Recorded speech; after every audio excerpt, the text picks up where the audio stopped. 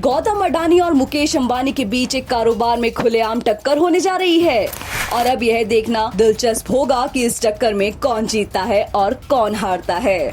अभी तक अंबानी और अडानी एक दूसरे के कारोबार में ज्यादा बाधा नहीं डाल रहे थे, लेकिन इस बार मुकेश अंबानी ने गौतम अडानी को खुली चुनौती दे दी है।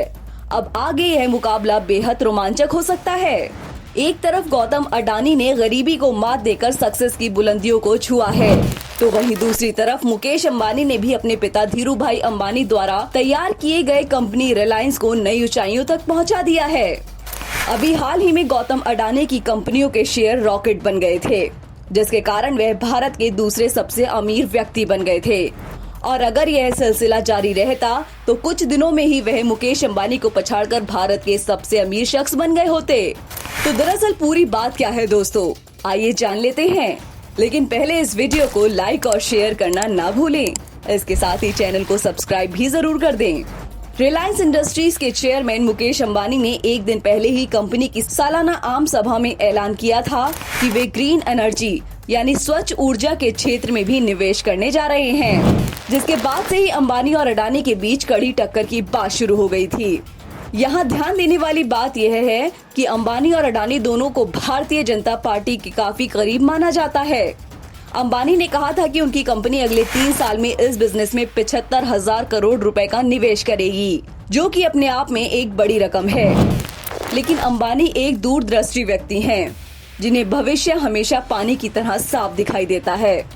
उन्होंने बताया कि रिलायंस गुजरात के जामनगर में 4 गीगा फैक्ट्री तैयार करने में 60,000 करोड़ रुपए का निवेश करेंगी। इससे 2030 तक 1 लाख मेगावाट सौर ऊर्जा स्थापित करेगी और क्षमता सृजित करने में योगदान देगी। दोस्तों, यह तो अभी शुरुआत है। अभी इस लड़ाई में दुनिया की दिग्गज कंपनियां भी शामिल होने वाली हैं और उसके बाद भारत में ग्रीन एनर्जी रेवोल्यूशन आ सकता है, जिसके बाद पेट्रोल, डीजल और कोयला शायद हमेशा हमेशा के लिए खत्म हो जाए। रिलायंस चेयरमैन के इस ऐलान के बाद जहां ऊर्जा क्षेत्र से जुड़े लोगों ने इस कदम का स्वागत किया, वहीं उद्योग जगत में लोग इसे अब भारत के 2 सबसे बड़े उद्योगपति के बीच एक ही कारोबार में टक्कर के तौर पर देख रहे हैं। अब तक भले ही अंबानी और अडानी करीब रहे हों, लेकिन मुकेश अंबानी के इस ऐलान के बाद अब इन दोनों के बीच एक लकीर खिंच जाएगी और ग्रीन एनर्जी के सेक्टर में बादशाह कौन होगा, इस बात का पता तभी लगेगा जब इनमें टाटा ग्रुप भी कूद जाएगा।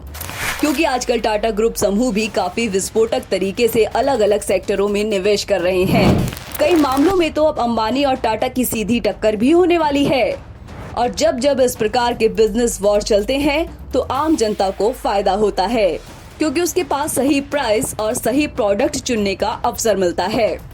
दरअसल भारत के दूसरे सबसे अमीर व्यक्ति गौतम अडानी भी लंबे समय से स्वच्छ ऊर्जा के क्षेत्र में निवेश कर रहे हैं। इन दोनों के अलावा वैश्विक स्तर पर टेस्ला और स्पेसएक्स जैसी कंपनियों के संस्थापक एलन मस्क भी ग्रीन एनर्जी के क्षेत्र में बड़े निवेशक हैं और भारतीय बिजनेसमैन को भी यही डर है कि अगर एलन मस्क भारत में आ गया तो फिर उससे बच पाना काफी मुश्किल है और इसी कारण भारत में भी ग्रीन एनर्जी की होड़ शुरू हो चुकी है। ग्रीन एनर्जी पर क्या बोलते थे अडानी, आपको बताते हैं। गौतम अडानी ने कुछ समय पहले ही कहा था कि उनके समूह का लक्ष्य 2025 तक दुनिया की सबसे बड़ी सौर ऊर्जा कंपनी और 2030 तक सबसे बड़ी नवीनीकरण ऊर्जा कंपनी बनाना है। अडानी ग्रुप की नवीकरणीय ऊर्जा उत्पादन क्षमता 2500 मेगावाट से अधिक है। अब आप पूछेंगे कि नवीकरणीय ऊर्जा क्या है?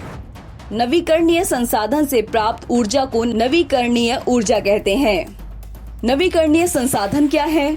नवीकरणीय संसाधन वे संसाधन हैं जिन्हें समय के साथ प्राकृतिक रूप से फिर से बनाया या नवीनीकृत किया जा सकता है। वायु, जल, पवन और ऊर्जा आदि सभी अक्षय संसाधन हैं। अक्षय संसाधनों को प्रकृति द्वारा आसानी से नवीनीकृत किया जा सकता है। अडानी ग्रुप के नवीकरणीय ऊर्जा को लेकर कुछ लक्ष्य निर्धारित किए हैं। वर्ष 2020 में इसके 2 गुना हो जाने और 2025 तक 18,000 मेगावाट पहुंच जाने का अनुमान है। कंपनी की 2900 मेगावाट की क्षमता निर्माणाधीन है। अडानी ने कहा कि दीर्घकाल में चीजें नवीकरणीय ऊर्जा के पक्ष में होंगी और यह कहावत थी कि नवीकरणीय ऊर्जा पर्यावरण के लिए अच्छा है, लेकिन कारोबार के लिहाज से बुरा। वह बीते दिनों की बात होगी। एजीएम में ग्रीन एनर्जी पर क्या बोले अंबानी।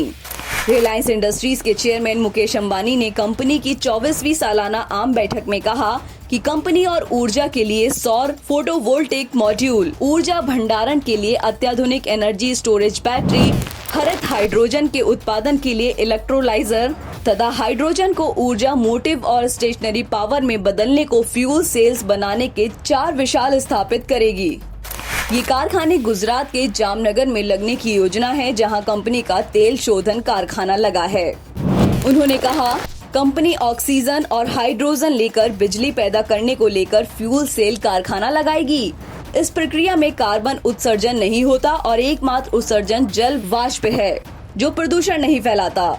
इसके अलावा हम इन कारखानों से कच्चे माल और अन्य जरूरी उत्पादों के विनिर्माण के लिए इकाइयां तथा जरूरी ढांचागत सुविधाओं में 15,000 करोड़ रुपए खर्च करेंगे।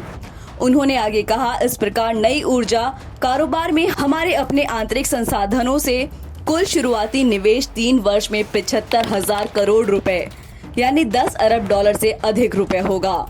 जी हाँ दोस्तों, यह काफी बड़ी रकम है। जैसा कि मैंने पहले भी बताया है कि अचानक इतनी बड़ी रकम किसी नए इंडस्ट्री में लगाना, ऐसा कारनामा केवल मुकेश अंबानी ही कर सकते हैं, क्योंकि उन्हें रिस्क मैन ऑफ इंडिया भी कहा जाता है। अपने पिता धीरूभाई अंबानी की तरह मुकेश अंबानी भी रिस्क लेने में माहिर हैं और ऐसी हालत में देखना होगा कि गौतम अडानी किस प्रकार की नीति बनाते हैं ताकि मुकेश अंबानी के साथ इस टक्कर में बराबरी कर पाएं। लेकिन दोस्तों, एक बात तो माननी पड़ेगी कि हमारा देश भी अब ग्रीन ऊर्जा की तरफ बड़े बड़े कदम उठा रहा है और यह सभी भारतीयों के लिए भी अच्छी खबर है कि आगे आने वाले समय में हमारा पर्यावरण पॉल्यूशन मुक्त होगा। चारों तरफ ग्रीन एनर्जी की हलचल होगी और ऐसे में मनुष्य की क्वालिटी ऑफ लाइफ भी काफी इम्प्रूव हो जाएगी। तो दोस्तों, इस वीडियो में फिलहाल इतना ही। जल्द मिलते हैं एक और जानकारी भरे महत्वपूर्ण वीडियो के साथ। तब तक के लिए धन्यवाद। नमस्कार।